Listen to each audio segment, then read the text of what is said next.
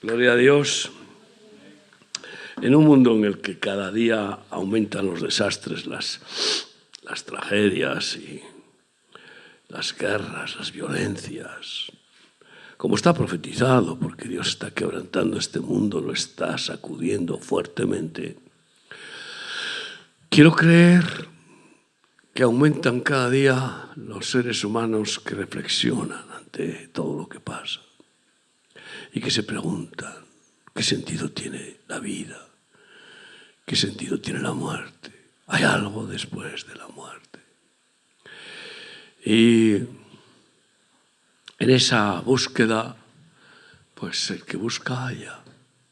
El Señor está atento, esperando a que las almas tengan hambre y sed de eternidad, porque Él es el que da palabras de vida eterna, el único. Cuando estaba Jesús con sus discípulos, en Juan 6:66, después de hacer el gran milagro de multiplicar los panes y los peces y dar de comer a 15.000 personas, entonces dijo: el que come mi carne y bebe mi sangre, tiene parte conmigo y no morirá.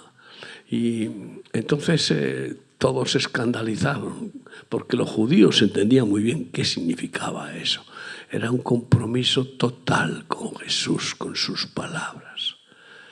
Porque los judíos no podían pensar que hablaba de canibalismo, como todavía parece que se practica en las conmemoraciones de comer la hostia y el vino, ¿no? Como que es un milagro que se come la carne de Jesús física. No puede ser.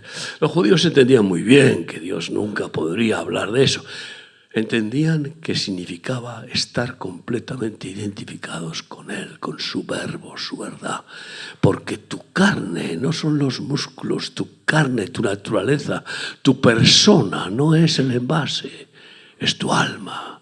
Y entonces es el que come el alma de Jesús, el que come los pensamientos de Jesús, los deseos de Jesús.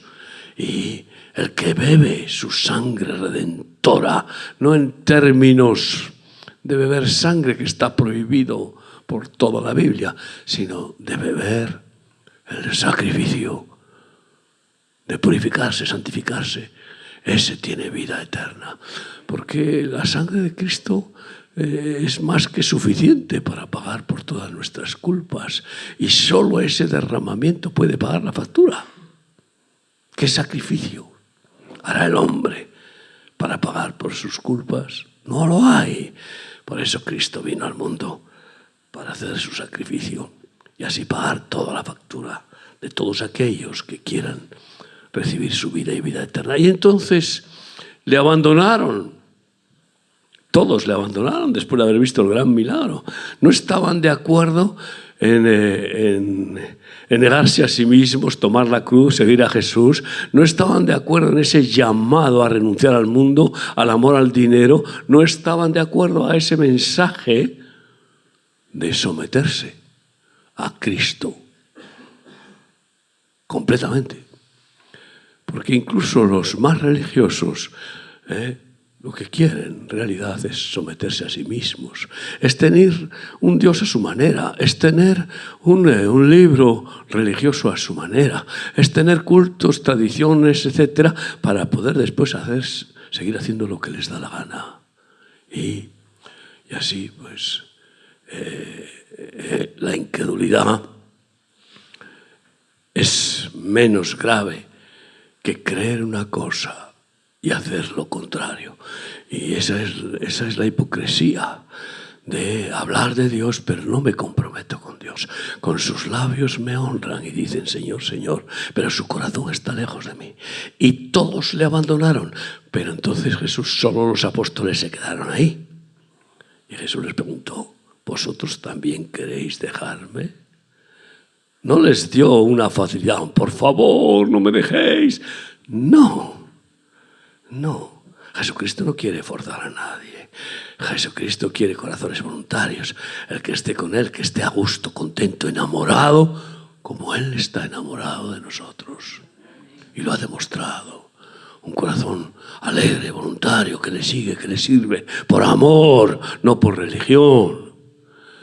¿Y vosotros también queréis dejarme? Y entonces Pedro dijo, ¿a dónde iremos, Señor?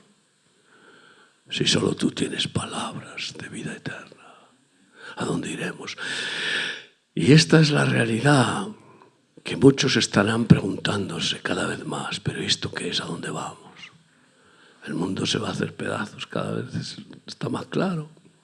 ¿Y qué será de nosotros, de nuestras familias? ¿A dónde vamos? ¿Qué haremos? ¿Dónde hay esperanza? Y en esa búsqueda el misericordioso, por el Espíritu Santo, se mostrará y dirá, heme aquí, buscadme y viviréis. Y el que quiere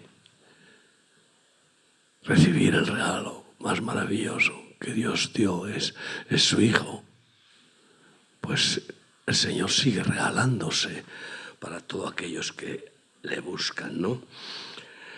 Y creo que están aumentando cada vez más personas que se cuestionan. Porque además es algo maravilloso que, a pesar de que sacan todos los muñecos de los ídolos por las calles, sin embargo, este año me he dado cuenta de una cosa. Hablan de Jesús. Hablan de Jesús y hablan de su muerte y de su resurrección. Y si aún las piedras hablarían, dice el Señor, si vosotros calláis, pues oye, estas situaciones que además el gobierno se empeña mucho, porque Satanás se empeña mucho en hacer énfasis en los rituales, en la religión, para que la gente se entontezca con la religión. Como dijo Karl Marx, es el opio del pueblo, y es verdad, la gente se queda ahí enganchada, sacan un muñeco y todos ahí, ¡ah!, y no conocen a Jesús. Y luego no le hacen caso para nada. Pero me ha gustado que en esa maldad, a pesar de todo, ahí está el Espíritu Santo queriendo bendecir, porque donde abundó el pecado, sobreabundó la gracia. Y el pecado de la idolatría es abominación para Dios. Y por eso hace unos días yo proclamé, voy a dejar de orar para que llueva, porque todos los años oro para que llueva y moje los muñecos, y los moja. Pero este año, recibiendo esa llamada a la misericordia de Dios, me sentí y paré de orar. No significa que no ha llovido porque yo he parado de orar, pero no quiero presumir de nada. Pero he entendido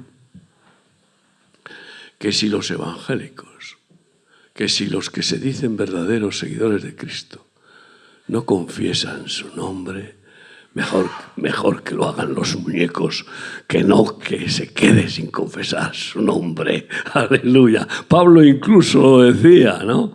De aquellos perversos que por especulación, por buscar como Balaam el dinero, pues predicaban a Cristo. Bueno, pues si predican a Cristo, eso no está mal, aunque ellos sean malvados y perversos. Hermanos míos, y veo que va creciendo el número de personas que se cuestionan qué hay después de la muerte, ¿no? Y también está de capa caída esa religión de la reencarnación. ¿A cuántos has oído que piensan reencarnarse después de morir? ¿A cuántos? Una época en que era un boom, porque hasta los Beatles y no sé cuántos artistas y famosos se metieron en esa ilusión de la reencarnación. Con el caso es continuar viviendo, aunque sea en forma de rata o de cucaracha. Una barbaridad.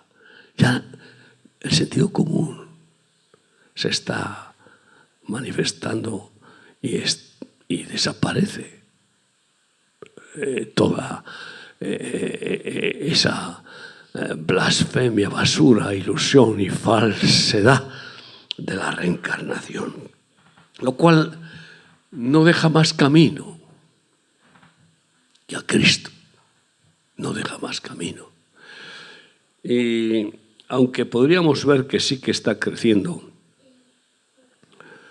el Islam, por ejemplo, es la religión que más crece en el mundo. Sin embargo, es como consecuencia del fracaso de la religión cristiana. Porque Cristo no fundó ninguna religión. Vino a establecer su familia, familia eterna, porque el que en él cree le es dada potestad de ser hecho hijo de Dios, según el Evangelio de Juan capítulo 1. Y él vino a establecer su reino y su justicia. Arrepentíos, porque el reino de los cielos se ha acercado a vosotros. Él no fundó el cristianismo. Él no vino a fundar otra religión, como que la anterior, la que Dios dio en el Sinaí, fracasó. Es que Dios no la dio para salvar a nadie. Dios dio la Torá, la ley. Esa es la única religión que Dios dio en el monte Sinaí para condenar a toda la humanidad en la maldición que nos trajo Adán y Eva, después de que Dios les advirtió: el día que comiereis de ese árbol, del conocimiento del bien y del mal, ese árbol de Satanás, moriréis. Y comieron y la muerte entró en la humanidad. Y entonces Jesús vino a romper toda maldición, incluso la maldición de la Torá, que dice que la paga del pecado es muerte. Y que si haces esto o aquello, morirás. Y Él vino para decirnos: yo he cumplido toda la ley para libraros a vosotros del peso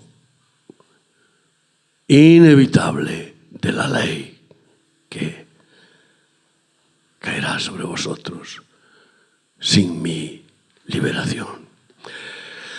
Y bueno, pues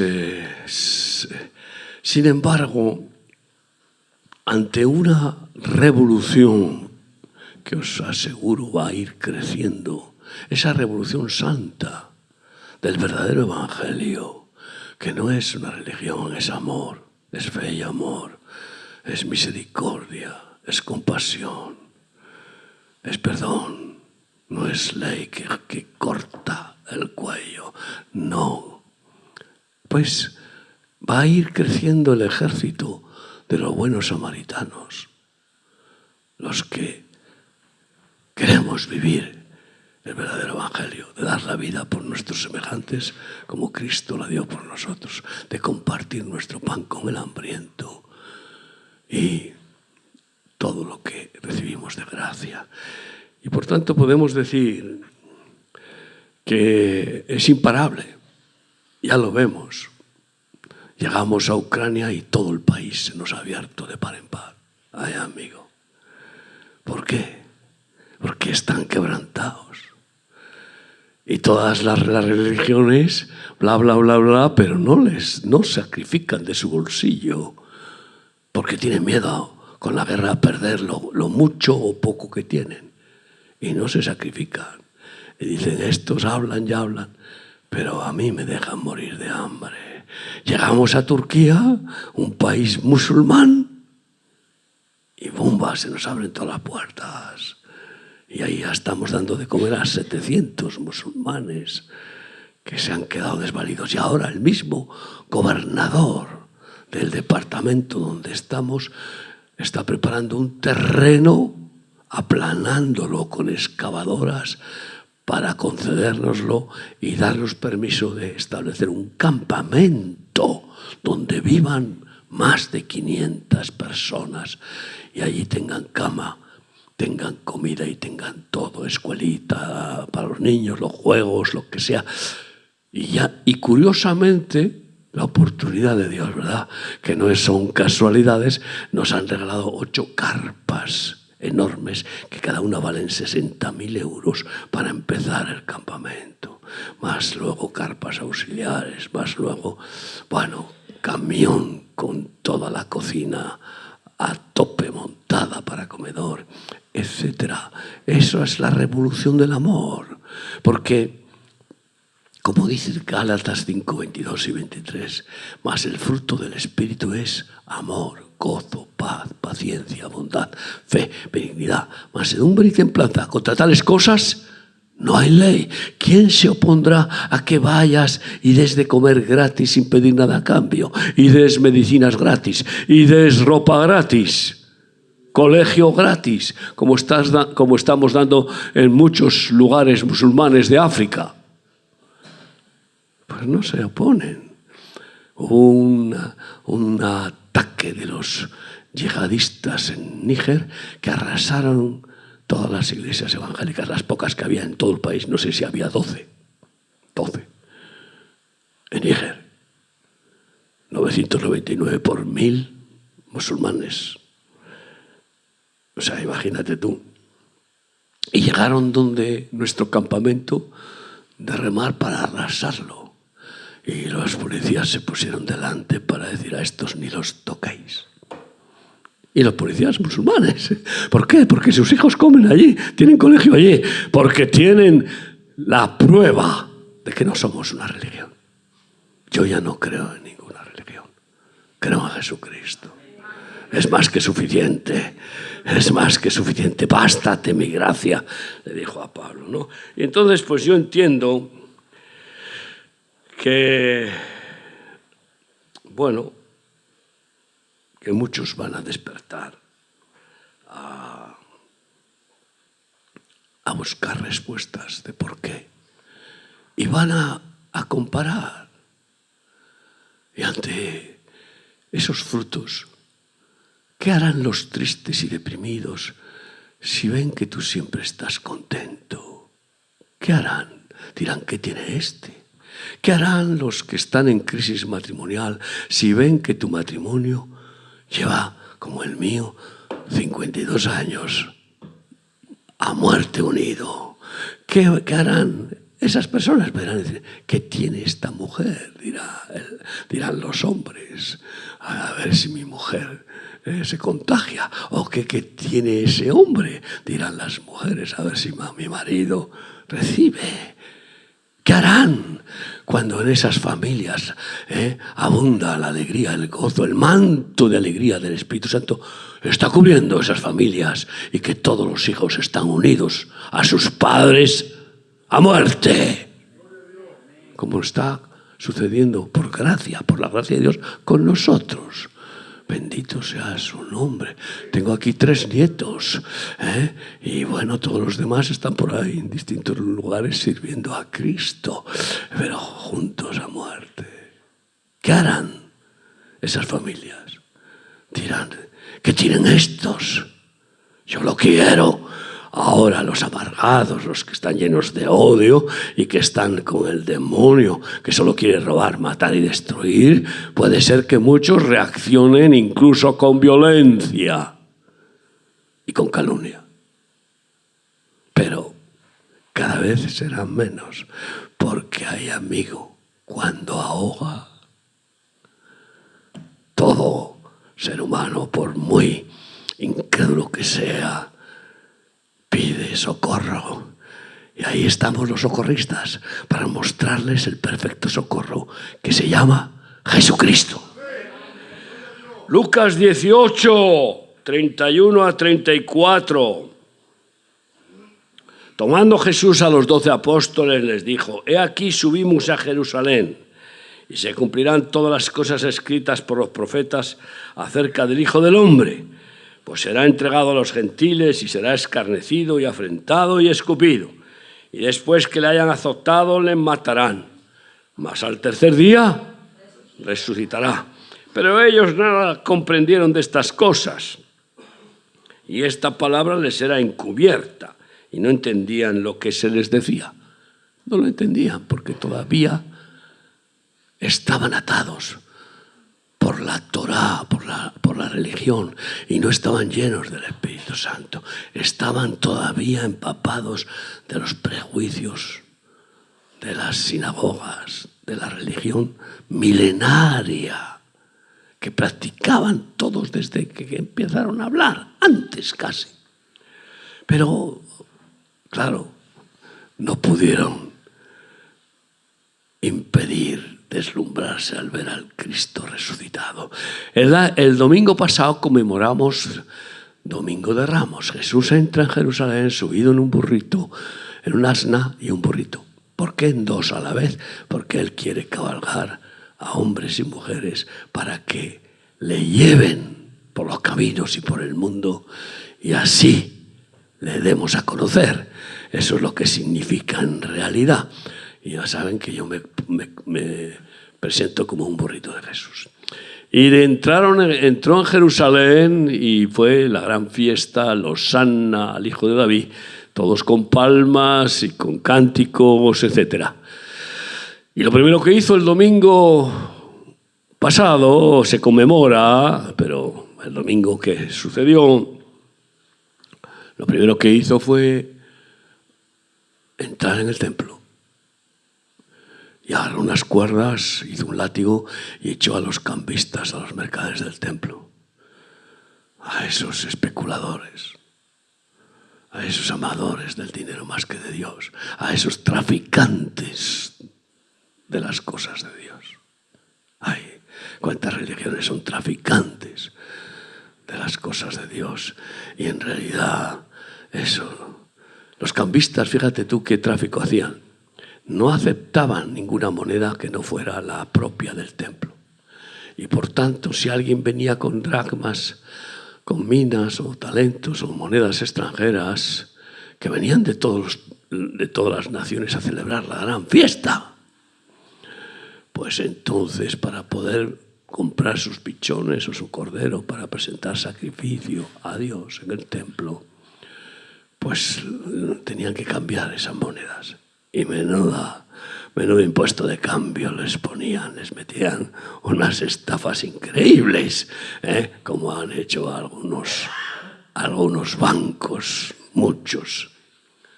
Y pues agarró, volcó las mesas y echó fuera a todos esos mercaderes del templo. Y después les dijo: la casa de mi padre es casa de oración y vosotros la habéis hecho cueva de ladrones. Todavía estaba en el cumplimiento de la Torá, de la ley, de que el templo era considerado como casa de Dios. Desde el momento en que Jesucristo resucitó, todos sus seguidores pasan a ser el verdadero templo de Dios. Y empieza el nuevo pacto a manifestarse y a cumplirse la profecía de ¿qué casa me haréis para habitar? A ver, ¿dónde me podéis contener? Él mandó construir el templo. No es una invención judía, no. ¿Pero para qué? Pues para que cumplieran los requisitos que la Torá, que la ley dada por Dios exigían. Pero no para salvar. Y entonces después vinieron los enfermos y cojos, ciegos, y empezó a sanar y a hacer milagros allí en aquel lugar, dando testimonio del nuevo pacto de la gracia, del poder sanador, libertador. En lugar de castigar al pecador, cambiarle el corazón. Ese es el milagro que vino Jesús a hacer, por esa gracia, esa misericordia, del perdón, del amor que te transforma. Porque como alguien dijo, el amor hace de un cobarde valiente, incluso héroe, de lo cual doy testimonio en nuestro ministerio en 72 países, miles y miles de, no solo cobardes, de traficantes, drogadictos y malvados, ahora son corderos y son valientes y héroes de Cristo en los distintos países donde están, ¿no? Y después, pues pidió a sus discípulos que le buscaran un lugar para celebrar la Pascua. Y tal que el martes, porque fue el martes, y quiero dejarles ahí un secreto importante. El martes celebró la Pascua con sus discípulos. Cuando empieza un día, en el calendario judío empieza por la noche. La creación no empezó por el día, empezó por la noche. Primero fue la oscuridad y luego la luz.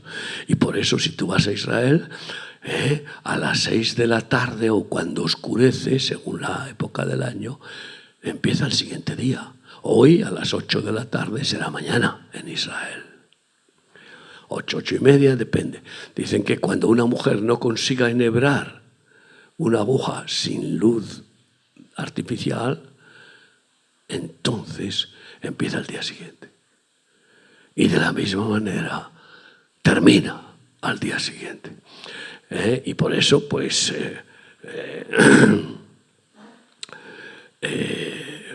a la tarde del martes, cuando Jesús se reúne con sus discípulos para celebrar la Pascua, y ahí es cuando denuncia a Judas: uno de entre vosotros me va a traicionar. Todos se asombran: ¿quién soy? ¿Soy yo, Señor? El que moja en mi plato, ese es. Y justo Judas estaba mojando, y le vendió por 30 monedas, ¿no?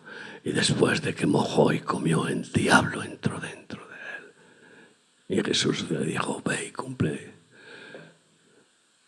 Y salió de allí. Los demás con Jesús, terminada la Pascua, se fueron del aposento donde estaban celebrando la Pascua, pues se fueron caminando hacia el monte de los Olivos, cantando salmos. Todo eso está narrado en la Biblia. Llegaron a Getsemaní y allí era la noche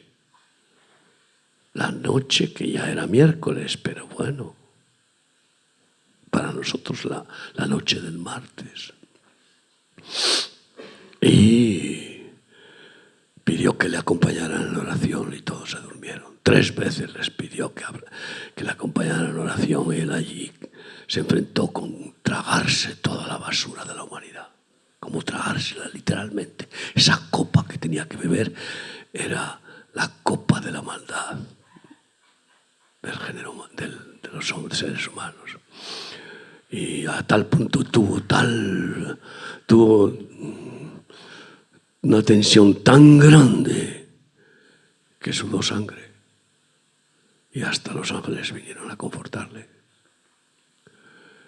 Y terminada esa tercera vez de intercesión en la que clamaba: Padre, si es posible que pase de mí esta copa. Las 3 veces no fue posible, las 3 veces que oró, porque si hubiera abandonado y no se hubiera bebido esa copa, no se habría bebido toda mi maldad que cayó sobre él. Se hizo el malvado, se hizo el pecado, asumió, como llamamos, ¿verdad?, en el lenguaje remero, se comió el marrón, literalmente. Y entonces después, ya avanzada la noche, les dijo a los discípulos, les dijo: ya es la hora, seguidme. El que me va a entregar viene. Y ahí apareció Judas con los fariseos sádicos que le habían dado las 30 monedas de plata, y con los soldados a buscarle, y le habían preguntado: ¿quién será? ¿Quién es de ellos el que yo bese? Ese, vendedlo. La traición es lo más terrible, yo creo, una de las, pues, de las desgracias y de los sufrimientos más grandes. Y el ejemplo de traición más diabólica es la de Judas. Y entonces, pues, se acercó Judas y besó a Jesús. Con un beso entregas al Hijo del Hombre, le dijo. Y lo llevaron preso. Y toda la noche le estuvieron azotando, escupiéndole, insultándole, hiriéndole. Le llevaron de la casa de un sumo sacerdote a otra, porque había 2. Uno suplía al otro, Caifás, Anás. Y en cada sitio la tortura, como él había profetizado, según hemos leído. Y después lo llevaron a Pilatos, el miércoles a la mañana. Después de toda la noche Lo llevaron a Pilato y unos dicen Pilatos, otro Pilato, bueno, a Pilatos. Y lo juzgó Pilatos. No veía en él ningún pecado, no veía en él ninguna falta, pero para congratularse con los histéricos, fanáticos religiosos. ¿Sabes que no hay peor fanatismo que el religioso?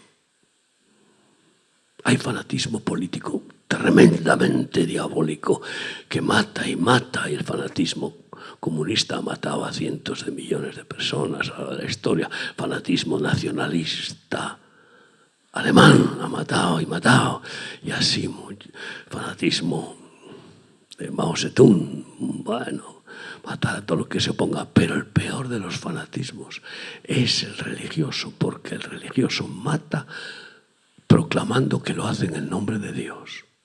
¡Qué vergüenza, qué barbaridad, qué blasfemia! Así hacía Pablo, iba matando a sus compañeros por abandonar la religión judía y seguir a Jesús. Menos mal que el Señor le cambió y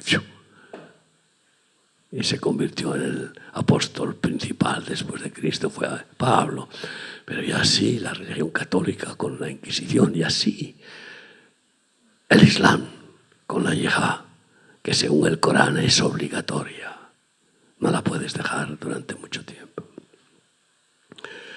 Y bueno, pues lo condenaron a Jesús, y de allí pues cargó con la cruz, como sabemos, lo llevaron al Gólgota junto a dos ladrones. Allí el ladrón de la derecha le pide: acuérdate de mí cuando estés en tu reino, mientras que el otro le blasfemaba y se burlaba, y Jesús le dijo: de cierto te digo, hoy estarás conmigo en el paraíso.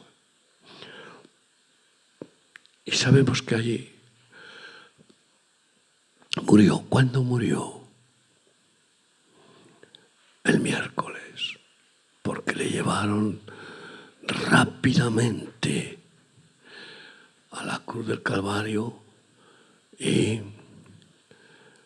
el miércoles al atardecer, cuando la mujer no puede enhebrar la aguja y es oscuridad, comenzaba el Shabbatón, es decir, el Shabbat de la fiesta de Pesaj, la principal fiesta de Dios para los judíos y también para después todos los seguidores de Jesús. Y entonces muere Jesús, pero primero hay un eclipse solar a las 12 del mediodía, ¿te imaginas? ¿Te imaginas a las 12 del mediodía un sol espléndido y de repente un eclipse? La luna tapa totalmente el sol y se hace completa oscuridad. Y duró 3 horas.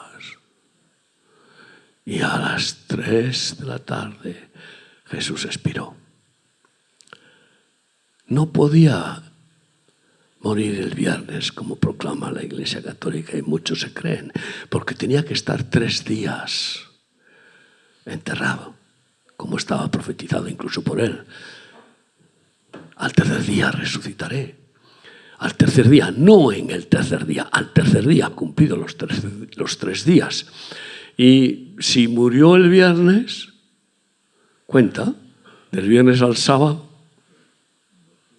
1. ¿Y del sábado al domingo? No, ni 2, porque dicen que al alba no es cierto, ni siquiera 2. Por lo tanto, murió el viernes y no resucitó el domingo. Hoy se proclama domingo de resurrección.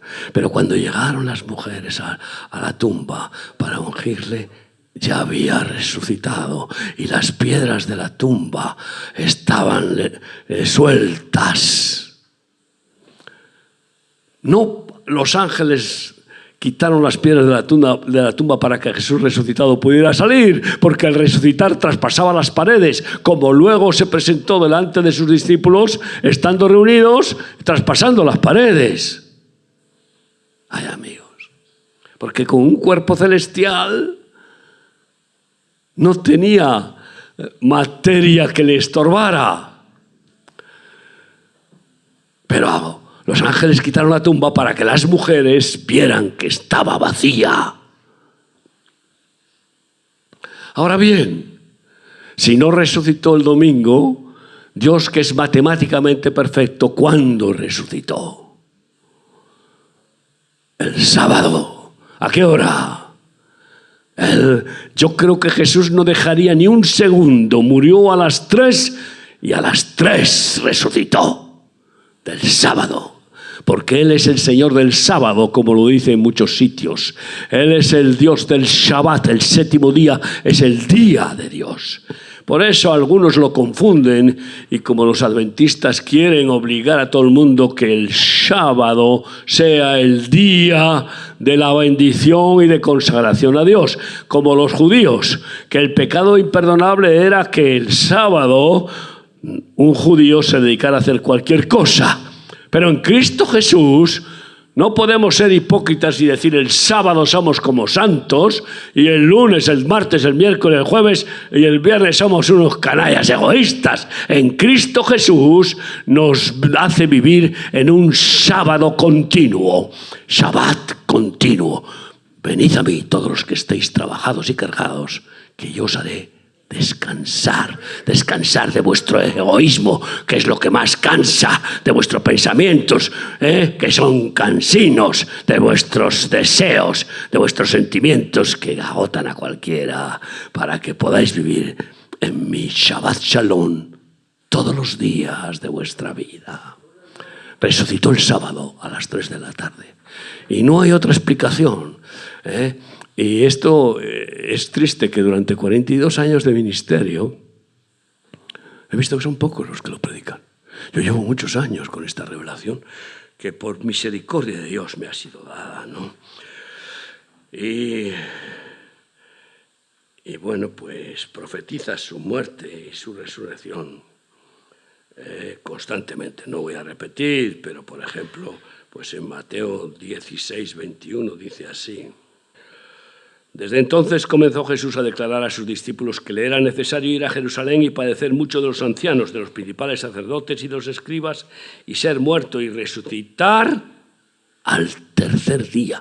No en el tercer día, al tercer día. Y repite lo mismo. Es decir, pasados 3 días, ¿no? A los hipócritas fariseos que solamente buscaban ver cómo hacía señales milagrosas y por muchos milagros que habían visto querían más. No le creían. Porque no hay peor incrédulo que el que no quiere creer. Y entonces Jesús una vez ya se hartó y les dijo: los señales no serán dadas, salvo la señal de Jonás. Y Jonás es un tipo de Cristo en su muerte. 3 días estuvo en el vientre de la bestia marina y Jesús estuvo 3 días en el vientre de la tierra, en los cuales bajó al Hades y venció a la muerte y al Hades y resucitó con las llaves de la muerte y del Hades. Hermanos míos, 1 Corintios. Aleluya.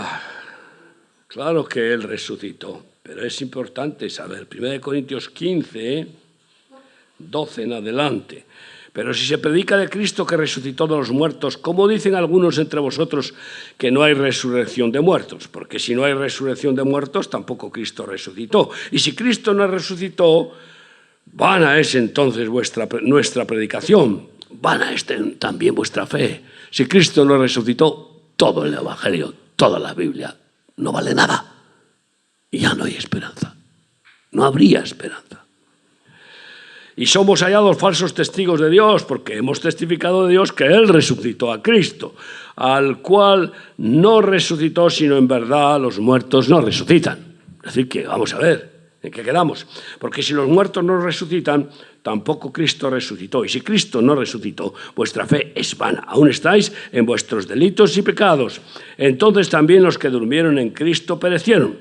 Si en esta vida solamente esperamos en Cristo, como muchos dicen: Cristo, qué buen hombre, sí, es un ejemplo, voy a seguirlo, pero después cuando muera ya no hay nada. Pues ¿de qué sirve? ¿De qué sirve creer en ese Cristo temporal? Si en esta vida solamente esperamos en Cristo, somos los más dignos de conmiseración de todos los hombres. Mas ahora Cristo ha resucitado de los muertos, primicias de los que durmieron es hecho. Porque por cuanto la muerte entró por un hombre, Adán, también por un hombre la resurrección de los muertos, Jesucristo. Porque así como en Adán todos mueren, también en Cristo todos serán vivificados. Pero cada uno en su debido orden. Mira, hay 3 muertes, hay 3 resurrecciones. La primera muerte es la que nos viene de la maldición del pecado de Adán y Eva. La paga del pecado es muerte. Y desde entonces toda la humanidad nace muerta espiritualmente. Todos. Hace poco alguien me dijo, yo soy cristiano de toda la vida, de nacimiento. ¿Ah, sí? Tú ya naciste convertido. Sí, es que mi padre es pastor. No sabes lo que dices. Todos estábamos muertos en nuestros delitos y pecados. Está escrito en la Biblia. ¿Y qué viene Cristo? Pues a darnos resurrección. Viene a darnos la resurrección de esa primera muerte y recuperar la comunión con Dios. Que por causa del pecado no podía ser, porque Dios es santo, no tiene comunión con los que pecan y no son limpiados. Si son limpios, sí, tiene comunión. Entonces nos ha resucitado. Yo tengo que reconocer que fui un muerto hasta los 34 años. Por mucho que hacía negocios, por mucho que esto, que lo otro, por mucho que pataleara en el barro de este mundo. Esa es la primera muerte y la primera resurrección. Después está la muerte biológica. Es universal, nadie se puede librar de ella. ¿Por qué? Porque la paga del pecado es muerte. Solo se librarán los que, cuando venga Cristo en una nube, estén o estemos viviendo fielmente en Cristo, y entonces, después de la primera resurrección de los muertos, serán arrebatados o seremos arrebatados, y en un abrir y cerrar de ojos, los cuerpos biológicos mortales son transformados en cuerpos celestiales como el que tiene Jesús después de resucitar. Eso es lo que dice la palabra de Dios. Entonces ahí estamos hablando, la Biblia la llama la primera muerte, porque no habla de la muerte espiritual que todos los seres humanos sufrimos, incluso al nacer, no antes de nacer, por los que engendraron a toda la humanidad, Adán y Eva. Y en Juan 6, vamos a seguir leyendo un poquito más. Juan 6, 37 a 40. Todo lo que el Padre me da vendrá a mí, y al que a mí viene no le echo afuera, porque he descendido del cielo, no para hacer mi voluntad, sino la voluntad del que me envió. Y esta es la voluntad del Padre, el que me envió, que de todo lo que me diere no pierda yo nada, sino que lo resucite en el día postrero. Así que, y esta es la voluntad del que me ha enviado, que todo aquel que vea al Hijo y cree en Él tenga vida eterna. Y yo le resucitaré en el día postrero. Así que esta es la promesa. Y todos los que han muerto biológicamente, pero han muerto en la fe en Cristo Jesús, resucitarán.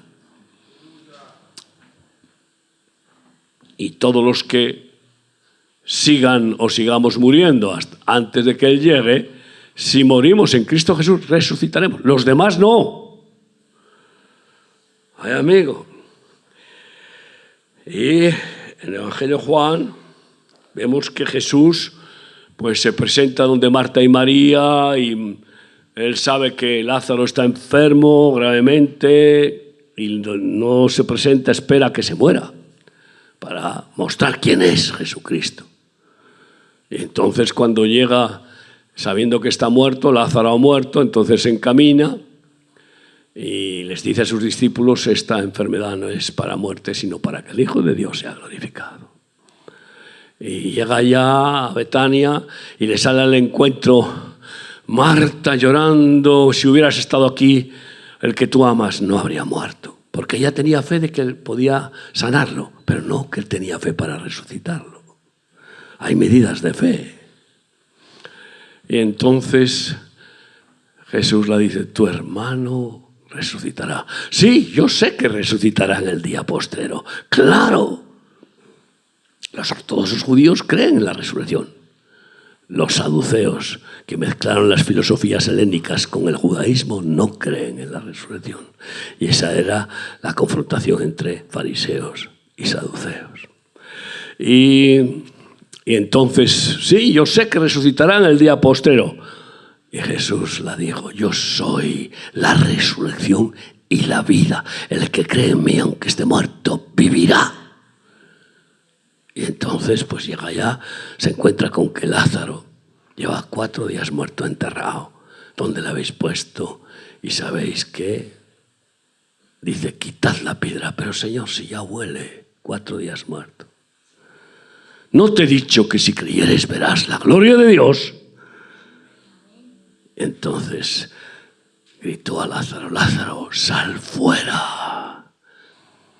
Y Lázaro, con las vendas, todo como estaba, el sudario, dando saltitos, salió fuera. Desatadle y dejarle ir.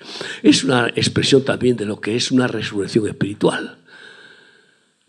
Sal fuera de la cueva, sal fuera de la oscuridad, sal fuera del mundo, sal fuera del pecado, sal a la luz, a la vida, aleluya. Eso me pasó hace 42 años. Me resucitó. Y la dijo, ¿tú crees? ¿Tú lo crees? Que yo soy la resurrección y la vida.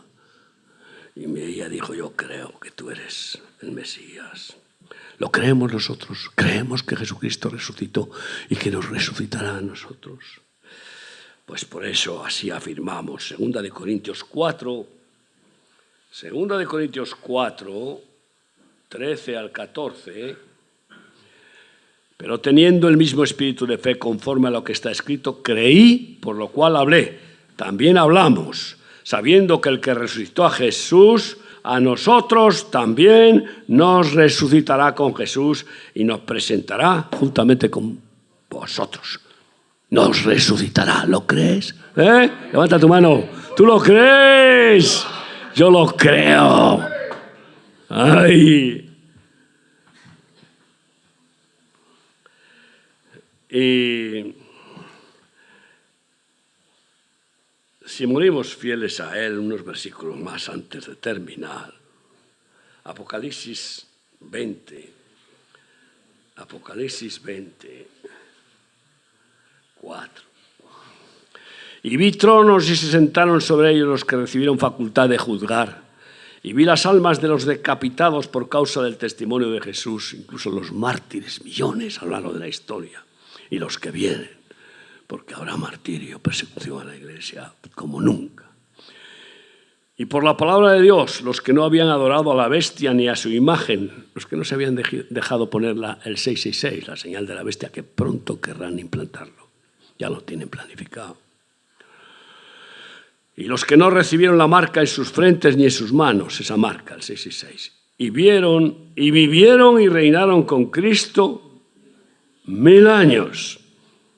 Pero los otros muertos, escucha bien, no volvieron a vivir hasta que se cumplieron los 1000 años. No resucitaron hasta después de esos 1000 años, los que no han muerto en la fe. Esa es la segunda resurrección, después del milenio de Cristo en la tierra. Y además, ¿para qué resucitaron?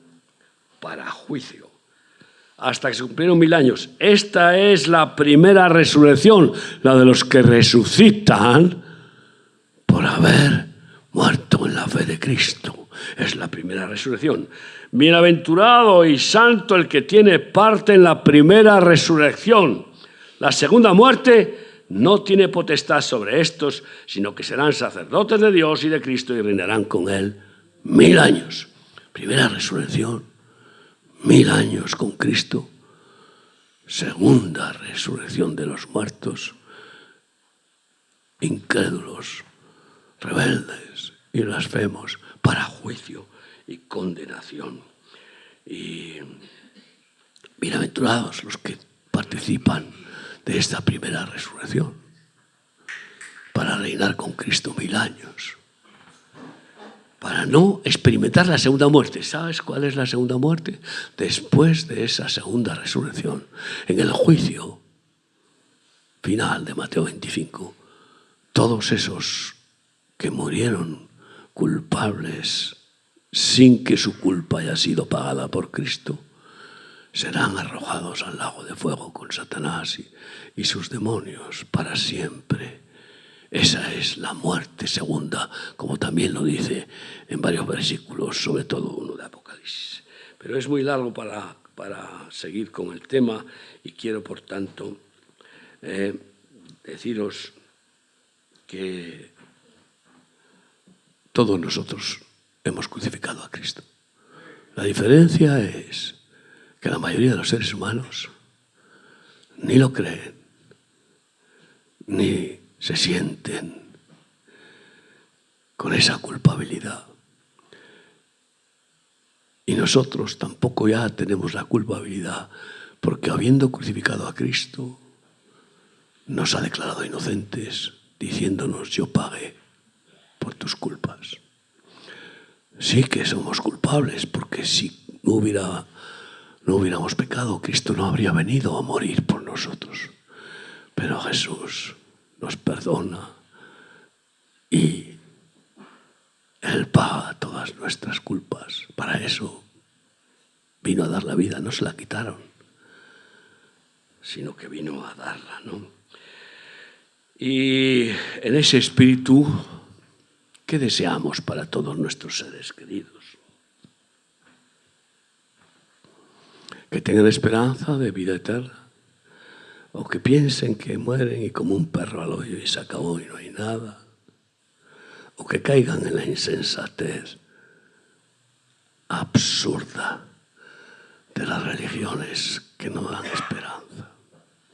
Le preguntaba a la mujer de Mahoma, querido, ¿tú crees que yo puedo ir al cielo? ¿Cómo puedo ir al cielo? ¿Tú puedes decirme? Y él dijo: mujer insensata, yo mismo no sé si llegaré al cielo. ¡Qué tremendo! ¿Y para qué vamos a hablar de las demás religiones? Pero la insensatez ya de la reencarnación es algo tan absurdo, chocante, grosero. Es tan fantasmagórico que uno diría: hombre, antes que reencarnarme en una cucaracha prefiero seguir muerto, porque vamos, ¿a quién se le ocurre? Pues, ¿qué prefieres para tus seres queridos, amigo mío? Si tú tienes la certeza de que si mueres hoy, Jesucristo te resucitará cuando venga a resucitar a los muertos. Si tú tienes la certeza de que si mueres hoy o mañana, te voy a decir una cosa: muramos hoy o mañana, el caso es que nos va a llegar. Y si es dentro de 10 años, nada, es un soplo. Es un soplo, 10 años. No sé cuántos de los que estamos aquí seguiremos viviendo dentro de 10 años. Pero aunque sigamos viviendo 10 años, es un soplito, un soplo de tiempo. Tenemos la certeza de la vida eterna, porque hay, amigo, esos 10 años o 20 que nos queden, es nada comparable con la eternidad. Pero no por eso hay que aceptar a Cristo, no, hay que aceptarle porque nos ha enamorado con ese amor inmenso que sobrepasa todo entendimiento. Y por tanto en ese romance con Cristo nos da esa seguridad, esa certeza. No por deseo de eternidad, no por deseo de resucitar, no, sino por deseo de honrarle, agradarle y de estar con Él por la eternidad. Amén. Y eso no será lo mejor que podemos ofrecer a nuestros seres queridos y a nuestros semejantes. lo más glorioso, la esperanza de vida eterna, de resurrección. Y así, pues, nada menos que Jesucristo nos dice a nosotros, como les dijo a sus discípulos, Mateo 10, y te hago este llamado de Cristo. 10 del 5 de adelante. A estos 12 envió Jesús y a estos 40 o 50, no sé cuántos estamos aquí, o 60, no quiero contar. A estos 12 envió Jesús y les dio instrucciones, diciendo, por camino de gentiles no vayáis y en ciudades samaritanos no entréis, sino id antes a las ovejas perdidas de la casa de Israel. Y yendo predicad diciendo, el reino de los cielos se ha acercado. No la religión bautista, pentecostal, no, el reino de los cielos se ha acercado. Sanad enfermos, limpiad leprosos, de gracia recibisteis, dad de gracia, pero antes, sanad enfermos, limpiad leprosos y resucitad muertos. Ahora, ¿qué significa eso? Vámonos todos a la funeraria. A ver, dame un muerto para mí, que me lo voy a resucitar. Podríamos, claro. Claro que puede ser. Jesucristo resucitó varios muertos físicos. Elías resucitó uno, Eliseo otro. Pedro resucitó un muerto, Pablo resucitó un muerto y así. Pero nos está hablando de resucitar a los muertos espirituales, que están muertos en sus delitos y pecados. ¿Y por qué primero Jerusalén? Primero tu casa, amigo mío, hermana mía, amiga mía. Primero tu casa. Puede ser que en tu casa tengas muertos que huelen a pecado. ¿Tú qué crees que huele peor o no? El pecado que el cadáver del hombre muerto. Huele fatal, por lo visto, cualquier cadáver. Pero el pecado huele mucho peor para las narices santas de Dios y para los santificados. Porque cuando estamos santificados, nos da tanto asco el pecado. Nos da asco, un asco horrendo, repugnante. Y por eso odiamos el pecado. Eso es lo que nos hace no querer pecar, por odio, pero también por amor a aquel que es santo. Por la gloriosa experiencia de estar limpio. Nos gusta estar limpios físicamente y cuando empiezas a oler mal, dices, madre mía, me huele el sobaco. Ya, pásala. Ahora le echan spray. Eso es lo que veo yo a algunos para quitarse el mal olor. Van al culto el domingo y parece que allí les echan un spray. Y salen del local de culto que ya huelen un poco mejor. Pero siguen oliendo a pecado. No, hay que lavarse. Pues nos lavamos físicamente y qué gusto sentirnos limpios. Más maravilloso es sentirnos limpios por dentro. Limpia la conciencia, que no te acusa, no te condena, que estás en paz con Dios, que todo ha sido perdonado y que no quieres volver a deshonrar al que dio la vida para darte todo perdón. Y que cuando fallas, porque resulta que a pesar de todo ese deseo, a veces fallamos, porque no tenemos cuidado, por falta de oración, por falta de vela, de atención, yo qué sé, cada uno por sus debilidades que siguen ahí. Y que Dios no nos las quita para que así vivamos en humillación, de decir, ahí va, yo creí que yo tenía todo superado y que soy más bueno que el pan. Que va, pomba, ala, metes la pata. Y otra vez, Dios mío, ¿cómo te necesito? No me puedo fiar de mi corazón. Más engañoso que todas las cosas. Pero 7 veces caerá el justo. Y 7 veces lo levantará el Señor. Ve primero a tu casa y resucita los muertos que haya en tu casa, atando y reprendiendo a los espíritus de maldición, de muerte, de corrupción, de mentira, de engaño, de avaricia, de lujuria, de lascivia, de cualquier perversión. Átalos, repréndelos, y después de orar, como Jesús oró antes de resucitar a Lázaro. ¿Sabes qué oró? Delante de todos.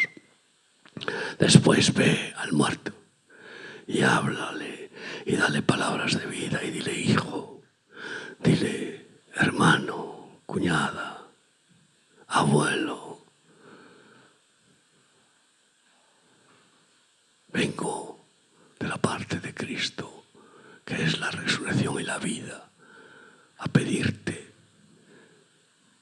que te dejes resucitar y salgas de la oscuridad, de la cueva de tu ego. Cierra tus ojos donde estás y salgamos de aquí con ese deseo claro de llevar vida y vida eterna a los seres queridos y luego a los vecinos, primero nuestros familiares, amigos más directos y luego a cualquiera que veamos que está muerto en delitos y pecados. Señor Jesús, tú sigues siendo la resurrección y la vida. Tu tumba está vacía, tú resucitaste y nos has resucitado de nuestra maldad, de nuestro egoísmo que nos mató, de todo pecado que cometimos insolentemente sin respetarte, de toda rebelión. Nos has resucitado y nos haces vivir con la esperanza de que nos resucitarás cuando tú vengas en la nube, o nos arrebatarás si estamos aquí para estar contigo. Señor, sigue teniendo misericordia de nosotros y guárdanos para llegar a esa meta gloriosa de vida eterna por tu gracia, por tu sacrificio. Estás orando así conmigo, ponte de pie donde estás para decirle: Señor Jesús, reconozco que eres la resurrección y la vida, reconozco que me has sacado de la oscuridad, de la muerte, del pecado. Reconozco, Señor, que solo en ti hay esperanza de vida eterna. Y por eso me confío a ti, me entrego a ti.